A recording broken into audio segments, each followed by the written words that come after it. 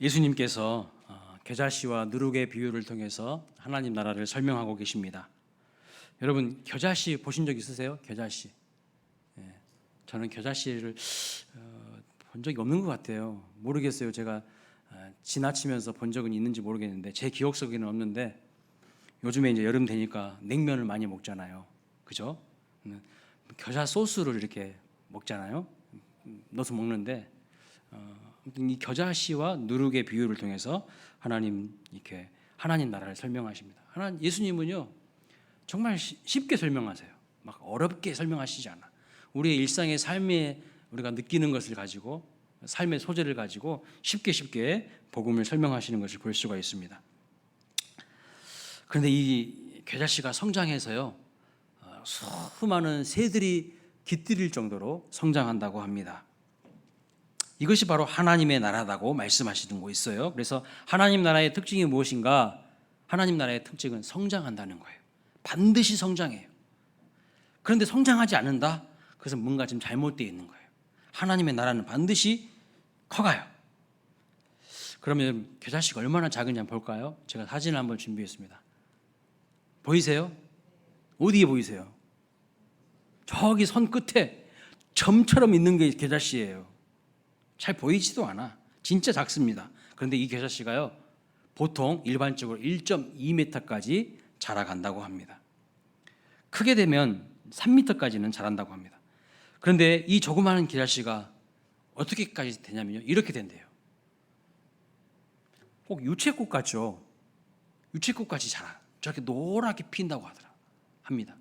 그래서 이스라엘 나라에 가보면 갈릴리 호수 주변에 이 겨자씨 나무들이 많이 있는데요, 마치 들풀처럼, 들의 잡초처럼 그렇게 자란다고 합니다.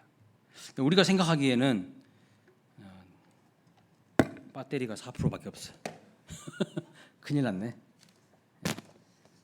그래서 우리가 생각하기에는요 막 엄청나게 큰 나무를 생각하고 있는데, 실질적으로 이스라엘 가면 이 겨자씨가요 들의 풀처럼 이렇게 자라는 거예요. 근데 이게 바로 하나님 나라라고 설명을 하고 있어요. 그래서 하나님 나라의 첫 번째 특징은 뭐냐면 많은 새들이 깃들여서 쉴 정도로 성장한다는 거예요. 그리고 전파력, 성장력이 있다는 겁니다. 그러니까 이스라엘 팔레스타인 지역에서의 이 겨자씨 나무는요 마치 들의 풀과 같아요. 그런데 오늘 본문을 자세히 보시면 그 들의 풀과 같은 겨자씨를 어디다가 심었다고 말씀하고 있어요? 어디다가 심었습니까? 자기 채소밭에 심었어요. 자기 집 정원에 심었어요. 그렇죠? 볼품없는 잡초예요. 그냥 거리에 널려있는 들풀이야. 그런데 그것을 왜 자기 집 채소밭에 심어요? 왜 자기 정원에 심어요? 여러분, 자기 채소밭에 심거나 자기 정원에 심는 경우에는요 심어서 많은 이득을 보려고 심는 경우가 많죠. 뭔가 효과가 있어야 심지 않겠습니까? 그런데 들에 널려있는 볼품없는 들풀들 뭐 하려고 자기 채소밭에 심을까요? 자기 채소밭에 왜 심어가지고 애지중지 갖고 갈까요? 보통 사람들은 그렇게 하지 않아요. 들에 있는 풀 뽑아다가 뭐 하려고 자기 집 채소밭에다가 심습니까? 많은 사람들은 그렇게 하는 경우가 거의 없습니다. 이것이 무엇을 의미하는 것이냐면 들의 풀같이 잡초와 같은 인생을 하나님께서 가꾸셔서 위대한 하나님 나라의 사역을 위해서 사용하시겠다는 뜻이에요. 그러니까 당시에 이 말씀을 들었던 지자들과 사람들은요 이 말씀에 이로 설명할 수 없는 많은 은혜를 받았을 것이 분명합니다. 왜요? 내가 잡초 같은 인생이거든. 내가 들의 풀과 같은 그런 인생이거든요. 왜냐하면 자기들은 주류 사회에서 밀려난 잡초와 같은 인생들이었는데, 예수님께서, 하나님께서 하나님 나라를 위하여서 특별하게 가꾸셔서 그들을 통해서 하나님 나라를 세워 가시겠다고 하니까 이거야말로 엄청난 일인 거죠. 여러분, 이 땅에 심겨질 하나님의 나라는요 정말 미미했어요. 아까 그 손가락 끝에 점 하나 찍혀진 모양처럼 그렇게 미미했습니다. 예수님을 따르는 사람들, 여러분, 뭐 화려한 사람이었습니까? 세상에 뭐 대단한 이력을 가진 사람이었습니까? 아니에요. 그냥 별 볼 일 없는 그냥 무명의 사람들이었어요. 평범하거나 아니면 평범 이하의 사람들이었습니다. 그리고 숫자도요 12명밖에 안 됐어. 12명. 볼품없는 잡초와 같은 인생들을요 예수님께서 제자들로 뽑으셨고요. 지역적으로도 팔레스타인 지역에 딱 한정되었습니다. 그런데 사도행전 말씀을 보면 이 12명이 어떻게 됩니까? 120명이 돼요. 12명이 마가의 다락방에서 전심으로 기도할 때에 그 120명에게 성령이 임하시는 것을 볼 수 있어요. 이 120명이 되고 그 다음에 3,000명이 하루에 베드로의 설교를 듣고 회심하고 돌아오는 놀라운 역사가 있고요. 또 3,000명이 5,000명이 또 하루에 회심하고 마침내 소아시아 전역에 복음이 퍼져나가고 당시에 세계의 중심이었던 로마가 예수님을 인정하고 국교로 받아들이고 그리고 유럽으로 넘어가서 유럽의 전 대륙이 복음화되고 그것이 북미로 아시아로 아프리카로 복음이 전해져서 여러분 지금 현재의 전 세계 인구가 몇 명인 줄 아세요? 80억이에요. 80억. 그런데 예수 믿는 사람이 몇 명이나 될까요? 23억에서요 25억이에요. 전 세계 가장 최대의 종교가 기독교예요. 다른 종교는 따라올 수도 없어요. 놀랍습니다. 겨자씨처럼 미미한 이 하나님의 나라가 예수님이 이 땅에 어떻게 오신다고 이사야에서 말씀하고 있습니까? 선지자가 예언하고 있습니까? 고운 모양도 없고 볼품도 없는 연한 숭과 같은 그런 모습으로 오셨는데 그 예수 그리스도가 하나님 나라의 씨앗으로 오셨는데 이렇게 23억에서 25억 되는 수억 명의 사람들이요 예수님을 구주로 믿고 있습니다. 놀라운 것이죠. 교회가 몇 개인 줄 아세요? 전 세계 교회가 제가 최근 자료는 보지 못했지만 2009년도 통계로 보니까요 전 세계의 교회가 놀라지 마세요 485만 개 485만 개예요. 만 개. 예수님이 비유하신 그대로 작은 겨자씨가 엄청나게 커진 것을 볼 수 있어요. 그래서 하나님 나라의 1차적인 특징은 뭐냐면 성장하는 거예요. 생명력이 있어요. 핍박과 억압과 저항이 있었습니다. 그냥 좋은 조건에서 모든 것이 다 갖춰진 조건에서 성장한 게 아니라 엄청나게 많은 핍박과 억압과 어려움이 있었어요. 그럼에도 불구하고요 교회는 하나님의 나라는 계속해서 성장합니다. 그래서 초대교회의 교부였던 터툴리안이라고 하는 사람은 순교의 피가 교회의 성장의 씨앗이라고 했어요. 핍박하면 핍박할수록 억압하면 억압할수록 하나님 나라의 생명력을 가지고 있는 DNA를 가지고 있는 이 교회는요 하나님의 사람들은요 계속해서 성장하는 거예요. 그렇다면 어떻게 해서 이 작은 겨자씨가 크게 성장할 수가 있을까요? 첫 번째 이유는 그 안에 생명력이 있기 때문입니다. 아무리 작아도 그 속에 생명이 있기 때문입니다. 맞습니까? 아무리 값비싸도요 아무리 큰 것이라도 생명이 없는 것은 더 이상 자랄 수가 없어요. 생명이 없는 존재는요 메리트가 없어요. 아무리 작아도 그 속에 생명이 있는 것은요 계속해서 자라갑니다. 할렐루야. 저와 여러분이 이런 존재가 되시기를 축복합니다. 왜 하나님 나라가 자라갈까요? 그 속에 뭐가 있기 때문이라고요? 하나님 나라는 생명이 있기 때문입니다. 복음이 바로 하나님의 능력이기 때문에 이 복음이 심겨지는 곳마다 어떠한 일이 일어나는가 성장하게 되어 있어요. 교회도 마찬가지고 개인도 마찬가지입니다. 하나님의 통치와 다스림을 받는 곳에는 생명의 역사가 나타납니다. 성장합니다. 복음이 심겨진 영혼에는 반드시 변화가 일어나게 돼요. 그러나 만약 성장하지 않고 변화가 없다면 그것은 하나님의 나라가 지금 역동적으로 임하지 않은 것이죠. 그러면 왜 하나님 나라가 역동적으로 임하지 않을까요? 여러분 지금도요 복음이 전파되는 곳에 폭발적인 부흥과 성장의 역사가 나타나요. 지금 이 시대에도요.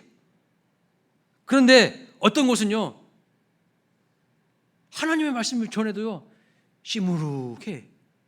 다 바람 빠진 풍선처럼 흐느적거려 있어. 왜 그럴까요?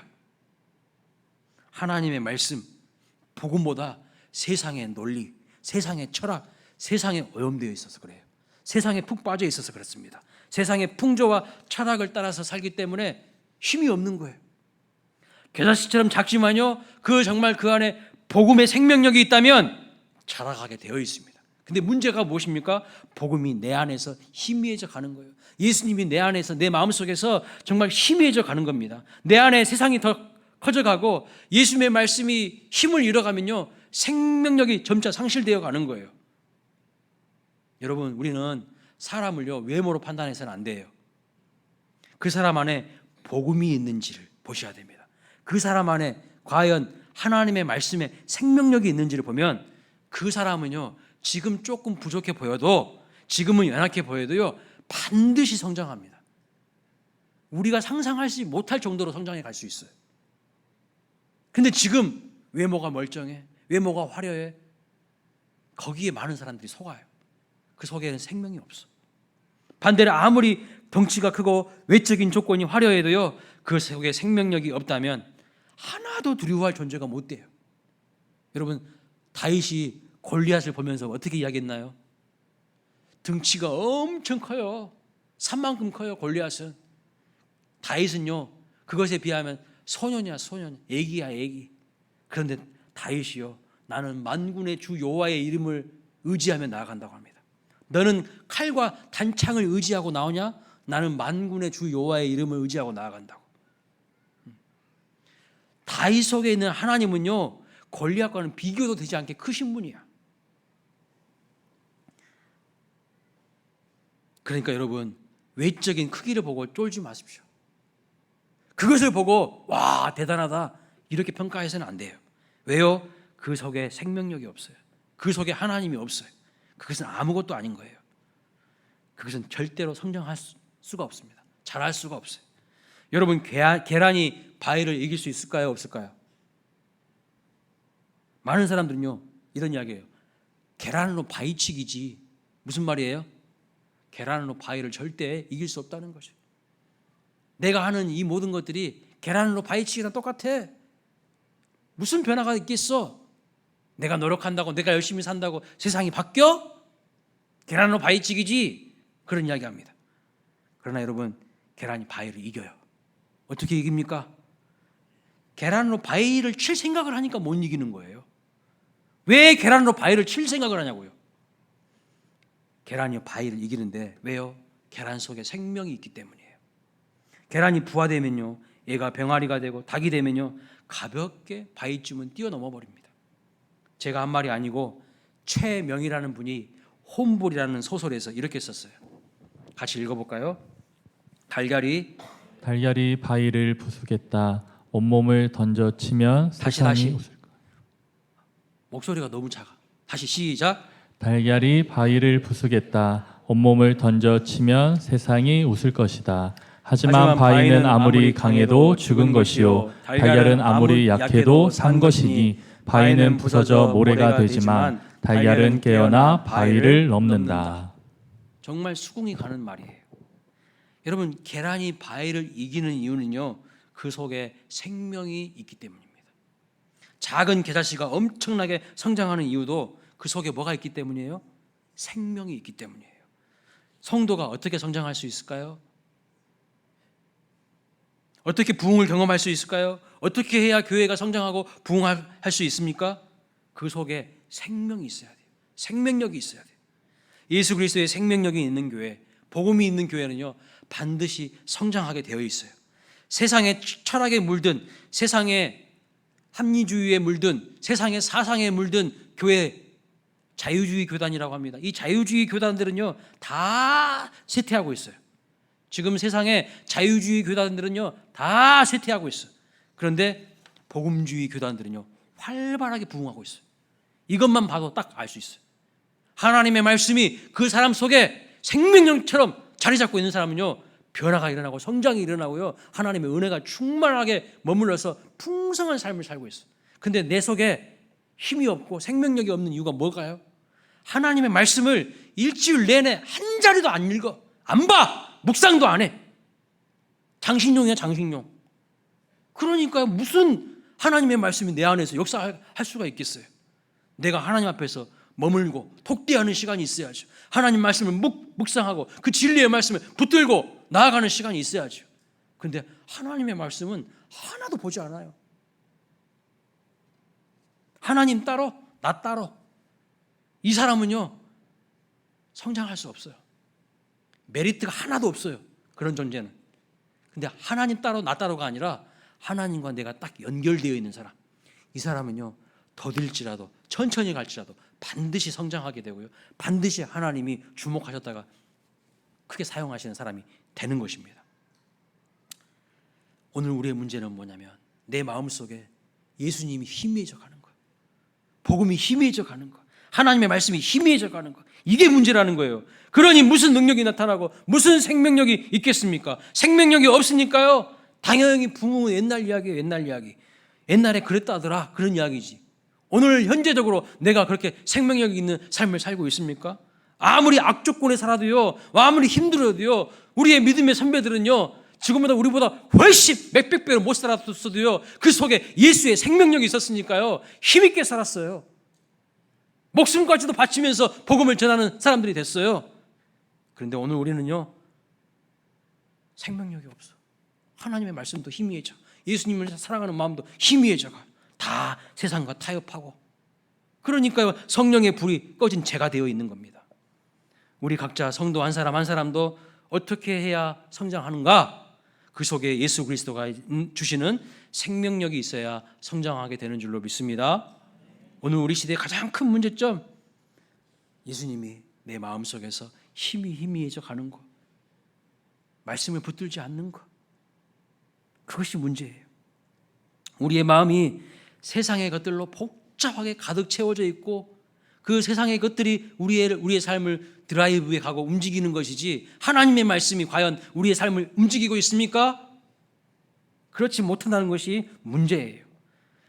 하나님의 복음으로 채워져 있지 않는 것이 가장 큰 문제예요. 자꾸 환경 이야기하지 말고 조건 이야기하지 마세요.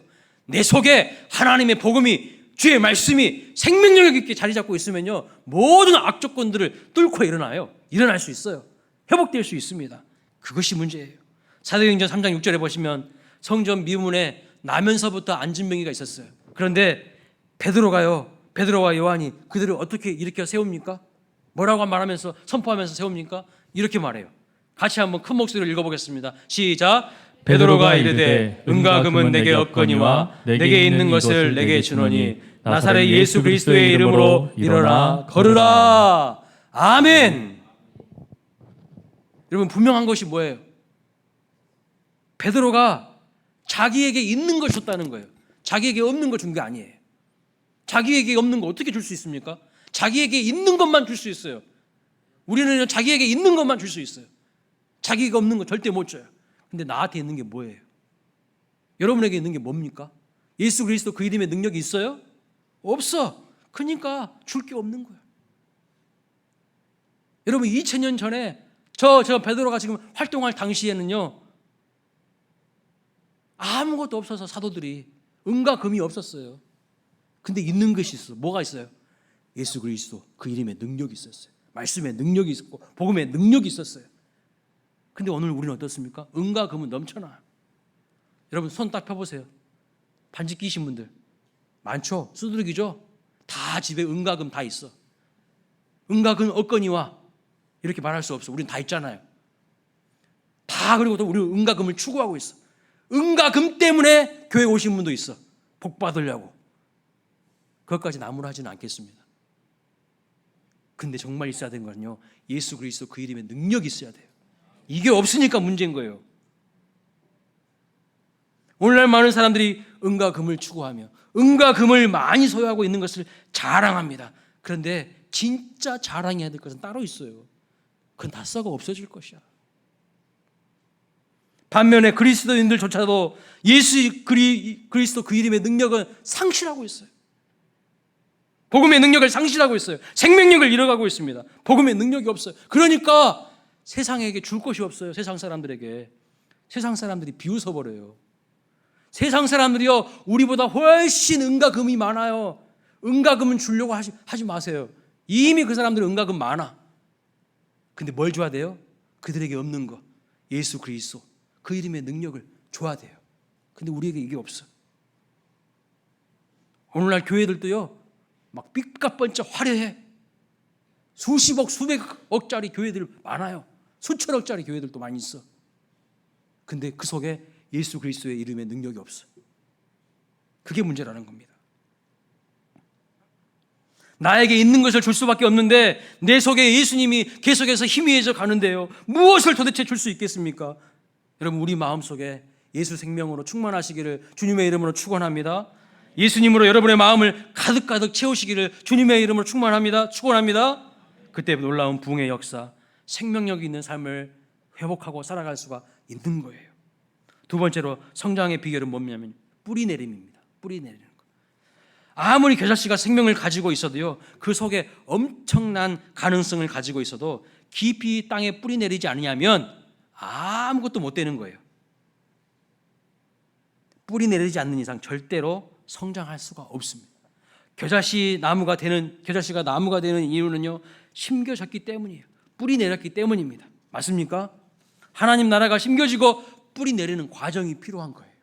지금도 복음이 전해지는 곳에는요, 곧바로 성장이 일어나는 것이 아닙니다. 복음을 심는 시간, 뿌리 내리는 시간, 기도하는 시간들이 필요한 거예요. 그냥 뚝딱뚝딱 빨리빨리 되는 게 아니고요, 뿌리 내리는 수고가 있어야 위로 자라가는 거예요. 깊이 아래로 뿌리 내리는 시간이 필요해요. 그 뿌리 내리는 것은요, 사람들이 몰라줘요. 안 보여요. 여러분, 땅속 밑에 여러분이 눈으로 볼 수 있어요? 땅속 밑에 뿌리가 내려가는 과정이 보입니까? 안 보여. 나를 주목하지 못해. 그러나 뿌리로 땅속으로 깊이 보이지 않는 하나님께 깊이 뿌리 내려야 위로 쭉 올라가는 거예요. 교회도 마찬가지입니다. 우리 교회가요, 갑자기 막 성장하지 않습니다. 하나님은요, 심는 대로 거두게 하시는 분이세요. 뿌리 내리는 시간이 있어야 돼. 깊이 심겨지는 시간이 있어야 됩니다. 뿌리가 깊어지면 이 나무는요, 환난과 풍파와 태풍이 닥쳐도 잘 쓰러지지 않아요. 그런데 가끔 덩치에 걸맞지 않게 조금 바람 불었다고 픽 하고 쓰러지는 나무가 있어요. 공통점이 뭔지 아세요? 놀라울 정도로 뿌리가 부실해요. 뿌리가 깊이 안 내린 나무들이에요. 나무를 한번 보여주시기 바랍니다. 여러분, 나무 되게 커요. 근데 저 뿌리 봐보세요. 뿌리가 부실해. 뿌리가 얼마 깊지 않아. 뿌리가 얕기 때문에요, 다 쓰러지는 거예요. 또 다음 사진 한번 보여주세요. 저 보십시오. 나무는 큰 것 같은데 뿌리는 저렇게 작아요. 저거밖에 안 돼. 그러니까 바람 좀 불면요, 퍽 쓰러지는 거예요. 교회도 그렇고 개인도 그렇습니다. 주님께 깊이 뿌리 내려야 돼요. 하나님께 깊이 연결돼야 돼요. 그래야 고난과 역경 속에서도요, 하나님이 탁 붙들어 주시는 거예요. 하나님께 더 가까이 나아가시기를 바랍니다. 우리 수원광일교회 모든 성도님들은 뿌리 깊은 나무와 같은 존재가 되시기를 주님의 이름으로 축복합니다. 성장이 없고 큰 거목 같은 존재가 되지 못하는 사람들은요, 자꾸 뿌리를요 뽑아가지고 옮겨 다니는 사람들이에요. 여기 갔다가 저기 갔다가, 교회도 보면요, 여기 교회 갔다가 저기 교회 갔다가, 이런 사람들은 절대로 거목이 될 수 없어요. 절대로 영향력 있는 사람이 못 돼요. 조금 자리 잡으려고 하면 뿌리 뽑아서 다른 데로 옮기는데 그 나무가 멀쩡하겠습니까?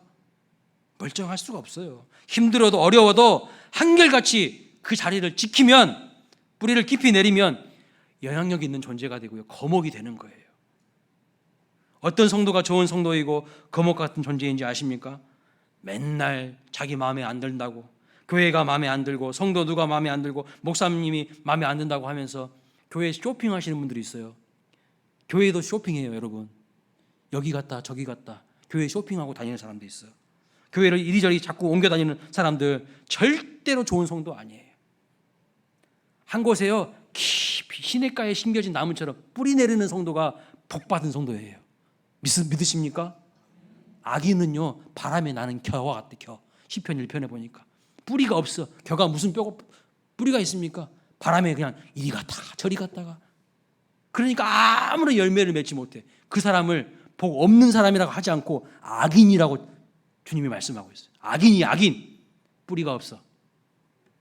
절대로 좋은 영적 거목이 될 수가 없습니다. 골로새서 2장 6절 말씀을 보십시오. 같이 읽어보겠습니다. 시작. 그러므로 너희가 그리스도 예수를 주로 받았으니 그 안에서 행하되 그 안에 뿌리를 박으며 세움을 받아 교훈을 받은 대로 믿음에 굳게 서서 감사함을 넘치게 하라. 아멘입니다. 우리 모두 다 함께 하나님께 깊이 뿌리 내리시기를 주님의 이름으로 축원합니다. 주님의 몸 되신 광일교회에 더 힘있게 뿌리 내리시기를 축복합니다. 세 번째 성장의 비결은 뭐냐면요, 자라나게 하시는 분은 하나님이시라는 거예요. 하나님의 나라가 심겨지고 뿌리를 내리면 그 다음에는 자라게 되어 있는데, 폭발적으로 자라게 되어 있는데, 자라나게 하시는 분은 누가 하시는다고요? 하나님이 하신대요. 하나님이. 제 이야기가 아니라 고린도전서 3장 6절에 나와 있어요. 또 읽어봅니다. 시작. 나는 심었고 아볼로는 물을 주었으되 오직 하나님께서 자라나게 하셨나니 그런즉 심는 이나 물 주는 이는 아무것도 아니로되 오직 자라게 하시는 이는 하나님 뿐이니라. 아멘. 이 말씀 정말 중요합니다. 하나님 나라를 성장하게 하는 분, 자라게 하시는 분은 오직 하나님이에요. 성장의 절대 주권은 하나님께 있어요. 여러분의 삶이 성장하는 것, 여러분이 운영하시는 사업체가 성장하는 것 다 하나님의 주권 가운데 있는 거야. 그 성장의 절대 주권이신 하나님을 힘있게 의지하고 하나님을 힘있게 붙들어야지.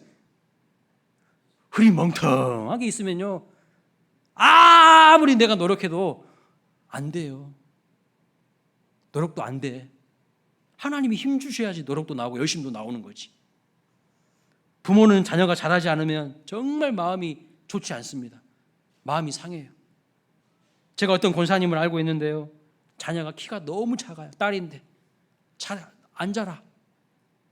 그래서 고대 구로병원에 거기 유명한 선생님이 계시거든요. 키 이렇게 늘리는 선생님이 계시는데 엄청나게 거금을 주고요, 키를 늘렸어. 여러분, 그 과정이 얼마나 고통스러운 줄 아세요? 제가 다 지켜봤잖아요. 제가 가서 수술실 앞에서 기도도 하고, 그리고 2년 넘게요, 막 이상한 기구를 차고 있어, 몸에. 예? 막 무릎에, 막 허리에, 막 무슨 쇠 같은 것을 막 박아가지고 막 이상한 기구들을 2년 넘게 차고 다녀야 돼요. 얼마나, 학교도 못 가. 얼마나 고통스러운지 아세요? 그렇게 다니는 불편을 감내해야 했습니다. 그만큼 자라지 않는다는 것, 성장하지 않는다는 것은요, 당사자나 그것을 지켜보는 부모의 마음이 미워져요. 쓰려. 너무 아파. 너무 힘듭니다. 그런데 다행히도, 정말 다행인 것이 뭐냐면, 감사한 것이 뭐냐면, 우리 하나님은요, 우리의 키를 안 보신다는 거. 할렐루야. 키 작으신 분들 빨리 아멘 하셔야지. 할렐루야. 키와 용모를 안 보신대요. 얼마나 저 이 말씀에 감사한지. 저도 루저이거든요. 180이 안 되잖아요. 여기 딱 보니까 180 안 되신 분들이 태반인 것 같은데, 다 우리는 루저입니다. 근데 하나님은요, 키와 용모를 안 보신대. 얼마나 감사합니까? 사무엘상 16장 7절 말씀 보세요. 이렇게 말씀합니다. 시작.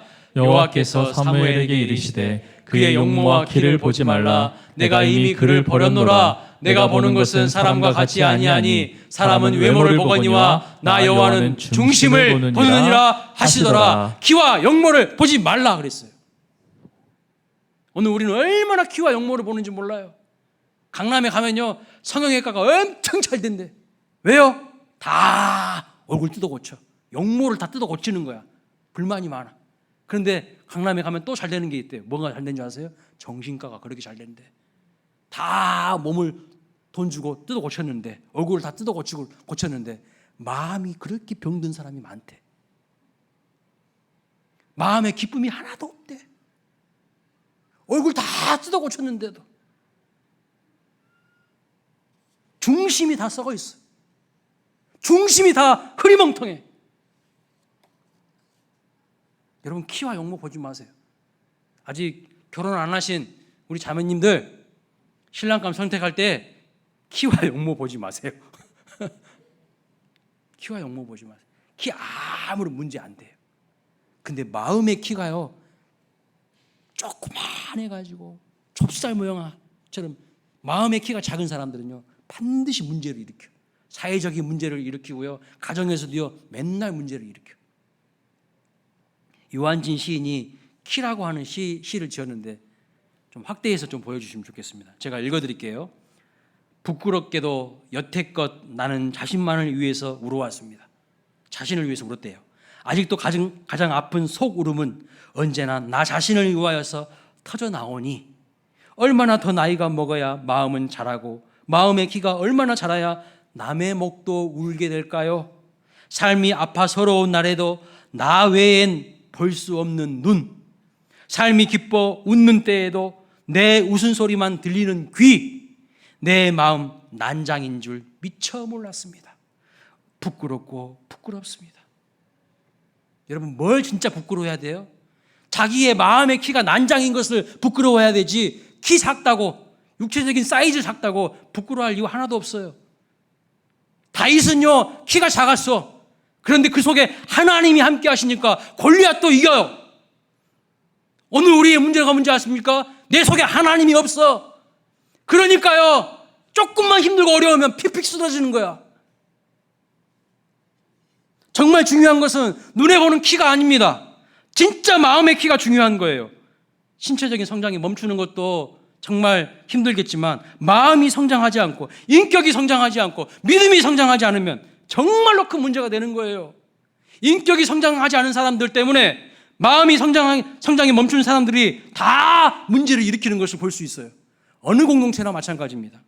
그래서 우리는 성장해야 돼요. 하나님 나라의 등찍이 무엇이냐? 성장이에요. 반드시 하나님 나라는 자라가게 되어 있어요. 만약에 자라지 않는다면 그것은 그 속에 하나님의 말씀이 없는 거예요. 복음이 없는 거예요. 세상의 것들만 붙들고 있는 거야. 속사람은요 후패해져 갈다 할지라도 내 속사람은 날마다 새로워진다고 말씀해 있어요. 나이 많다고 핑계대지 마세요. 속사람은 날마다 하나님의 은혜를 경험하면요 새로워질 수가 있어. 더 멋진 일들을 할 수가 있어요.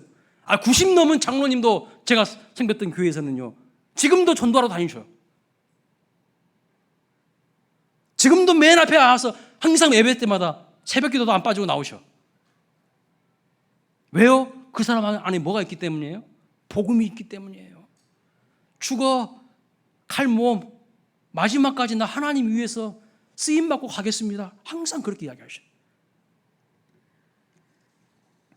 자, 그럼 여러분 성장의 결과를 보겠습니다. 성장하게 되면, 자라게 되면 어떻게 될까요? 19절 말씀 보세요.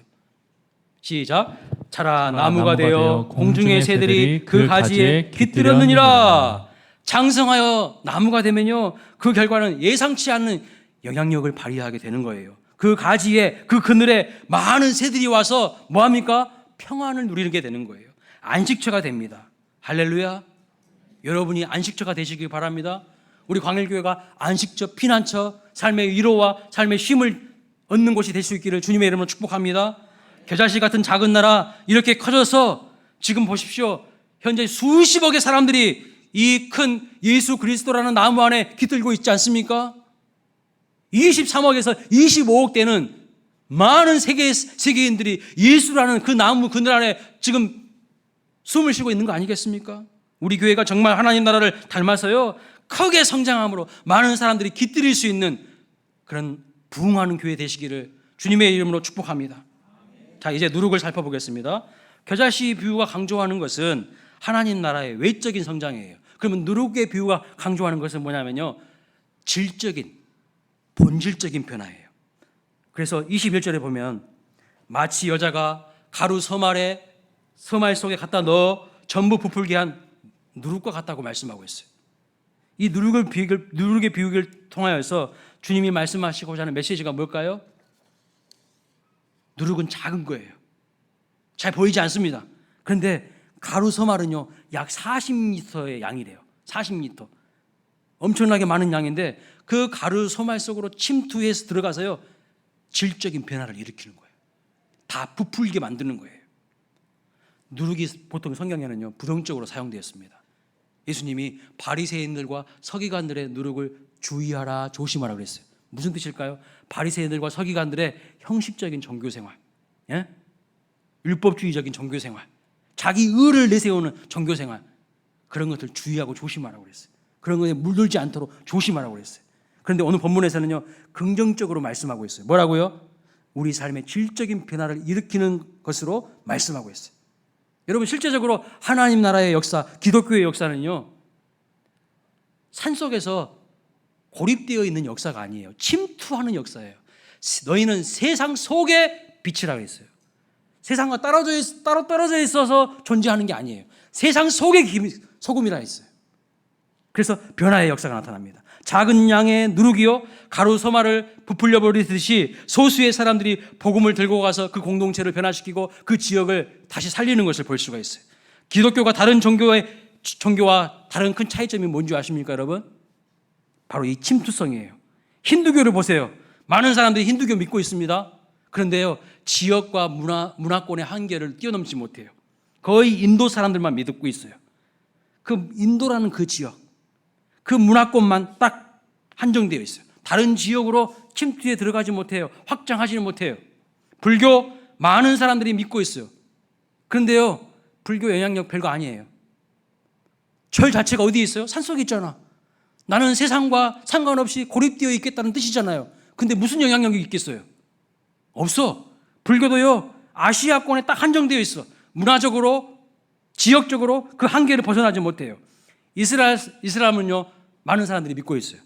마찬가지입니다. 문화적으로 중동을 중심으로 하는 이슬람권 벗어나지는 못해요. 요즘에 조금 더 이제 유럽적으로 확장되어 가고 있긴 하지만 다른 종교의 모든 특징은요 다 침투성이 약해요. 영향력이 약해요. 그런데 기독교는요 세계 종교예요. 모든 문화권, 모든 지역에 다 침투해서 들어가는 거예요. 세상 속에 들어가서 거기서 빛이 되고 거기서 소금이 되는 거예요. 제가 얼마 전에 막 유튜브를 보다가요 인터넷에 막 설교 준비하기 위해서 검색하다 보니까 저기 힌두교 나라 뭐 네팔 막 이런 데 있잖아요. 그런데도 어떤 지역에는요 90몇 %가 기독교의 마을이 있어. 어떻게 된 거냐면 선교사님이 가가지고 거기서 복음을 뿌렸어. 거기서 살다 죽으셨어. 그래서 그 영향력이 그 지역을요 그 소수 민족을요 90% 이상 다 복음화시켰어요. 거기는 힌두교 나라인데 힌두교 지역인데 거긴 기독교가요 대세야. 그런 것도 있더라고요. 복음이 들어가는 곳은요 분명한 변화가 일어납니다. 생명의 역사가 나타납니다. 믿으십니까? 그 지역과 그 나라를 새롭게 합니다. 여러분 노예 해방, 여성 해방, 사회 해방, 민주주의 다 이거 그리스도인들에 의해서 시작된 일이에요. 기독교에서 시작된 일이에요. 멀리 갈 것도 없습니다. 우리나라가 기독교가 들어오고 나서 얼마나 많은 변화가 있었는지 아십니까? 옛날에 여자들은요 사람 대접 못 받아요. 이름도 없었어. 말똥이 엄마, 개똥이 엄마, 소똥이 엄마야. 만약에 기독교가 복음이 들어오지 않았으면요 여러분은 지금도 개똥이 엄마야, 소똥이 엄마고 말똥이 엄마, 이름도 없어. 천민들만 그런 게 아니고요 상민들만 그런 게 아니라 양반집 교수들도 그랬어요. 왕비도 그랬다고요. 무슨 희빈 장씨, 석빈 채씨 이렇게 불렀지 이름이 없어. 그런데 기독교가 들어와서 여성 평등, 성경에 보니까 어디 차별이 있어? 여성 평등이지. 여성 해방, 남녀 평등, 민주주의, 학교 교육과 병원 다 누가 세웠습니까? 다 기독교가 세웠어요. 선교사님들이 다 세웠다고. 한국 근대화의 가장 큰 공로와 비중은요 기독교에 있습니다. 우리도 겨자씨처럼 누룩처럼 크게 성장하고 세상을 변화시킬 수 있는 주역들로 쓰임 받으시기를 주님의 이름으로 축원합니다. 외적으로 성장하고 질적으로 변화시키는 그 주체는 분명히 하나님이십니다. 하나님이 하신다고 말씀하셨습니다. 그러나 여러분 사람이 하는 일도 분명히 있어요. 그러면 나는 아무것도 안 하면 됩니까? 천만의 말씀. 하나님은요 사람을 통해서 일하시는 거예요. 오늘 본문을 보니까 한 사람이 그랬어요. 한 사람이 겨자씨를 어디에 심어요? 자기 채소밭에 심어요. 겨자씨의 생명력은 사람이 불어넣은 것이 아닙니다. 자라나게 하시는 분은 오직 하나님이십니다. 그런데 심은 것은 누가 심습니까? 사람이 심는 거예요. 사람이. 사실 이 원래 예수님의 의도는요, 한 남자예요. 한 남자. 그래서 영어 성경을 보니까 man이라고 되어 있어요. man. 한 남자가 심은 거예요. 그러면 여자는 사용하지 않습니까? 천만의 말씀. 여자도 쓰임 받습니다. 당시 여자가 인정받지 못하던 시대 아니었겠어요? 예수님이 활동하던 시대에도. 그런데 주님은요, 여자도 동원하시는 것을 볼 수 있어요. 21절 말씀 보시면 이 하나님의 나라는 마치 여자가 그랬어요. 여자가 누룩을 집어넣는 것과 같다고 말씀합니다. 엄청난 패러다임의 전환이에요. 어디 여자가? 그때 당시 그랬다는 거예요. 우리나라 조선시대도 그랬잖아요. 그런데 아니라는 거예요. 아니라는 거예요.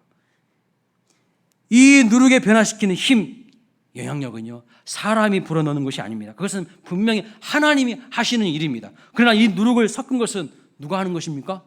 사람이 하는 거예요. 정확히 오늘 본문대로 말하면 한 여자가 한 거예요.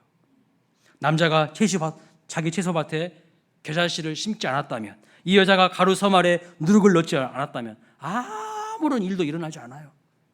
아무런 성장도 없고요, 아무런 질적 변화도 없어요. 오늘 본문 21절을 더 정확하게 번역하면 누룩을 넣을 뿐만 아니라 누룩을 섞는다고 했어요. 섞어.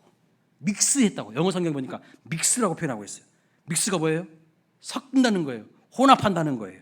그러니까 누룩을 넣을 뿐만 아니라 이게 골고루 섞일 때까지 계속해서 섞는 노력을 한 거예요. 사람이 한 겁니다. 이 여자가 한 것입니다. 여러분 잘 들어보세요. 하나님 나라의 생명력은요, 하나님이 주십니다. 하나님만이 자라게 하십니다. 그러나 하나님은요, 분명히 사람을 사용하셔요. 여러분을 통해서 하기를 원하시는 거예요. 하나님 나라를 세우는 동역자로 우리를 부르시고요, 우리를 쓰임받게 하시는 겁니다. 이것이 얼마나 큰 은혜이고 감사인 줄 알아야 돼요. 나 같은 죄인이 뭐라고요? 나 같은 죄인이 뭐라고? 하나님 나라를 세우는 일에 사용하신다는 것이 엄청나게 큰 특권이고 은혜이죠. 그냥 구원하여 주신 것만도 감지덕지한데 하나님 나라를 위하여 사용하여 주신다는 것은요, 엄청나게 큰 복을 받았다는 의미입니다. 할렐루야입니까?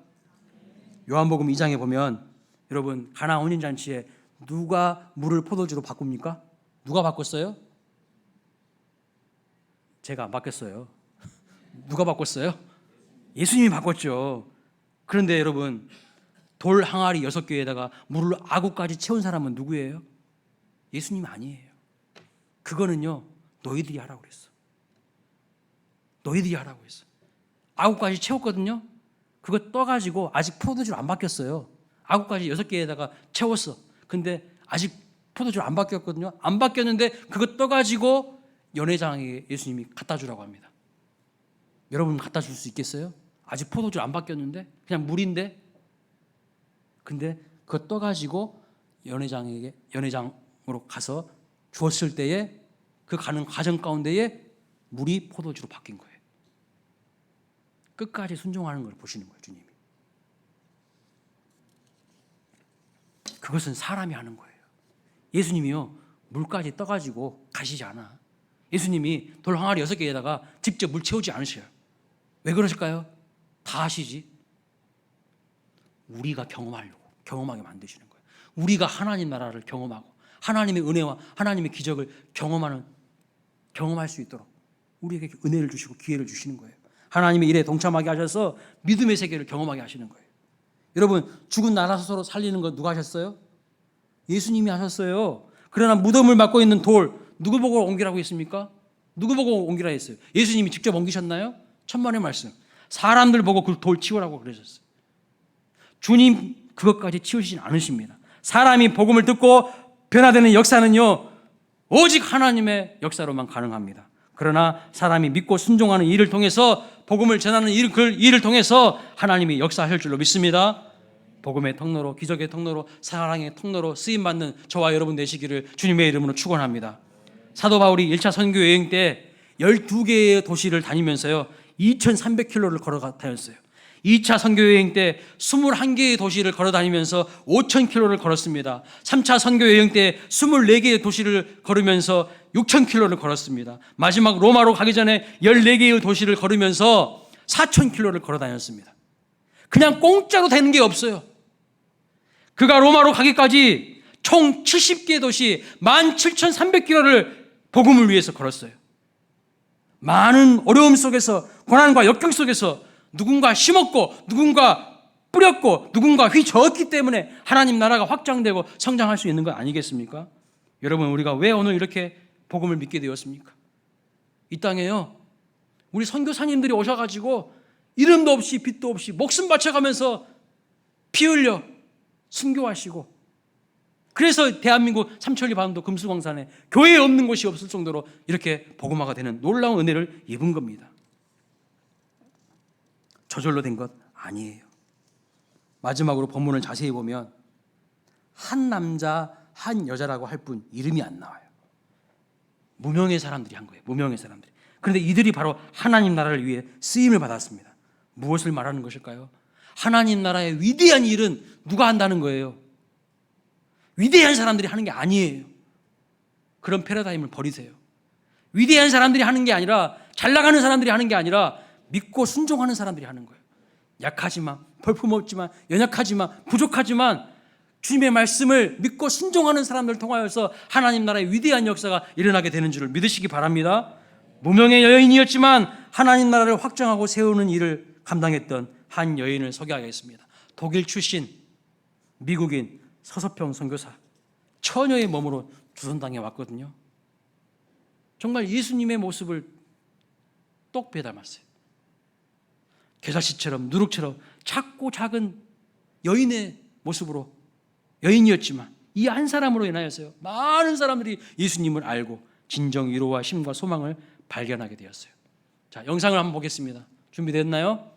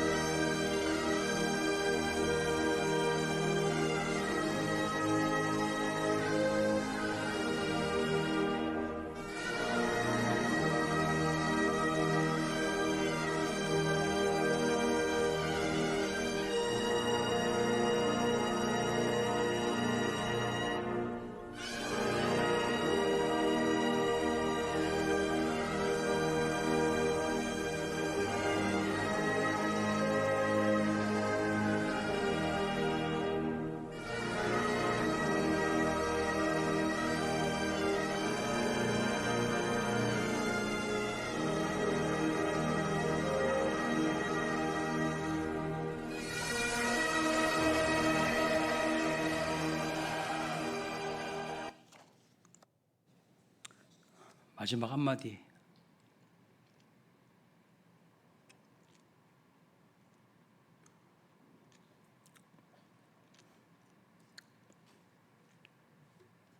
성공이 아니라 섬김입니다.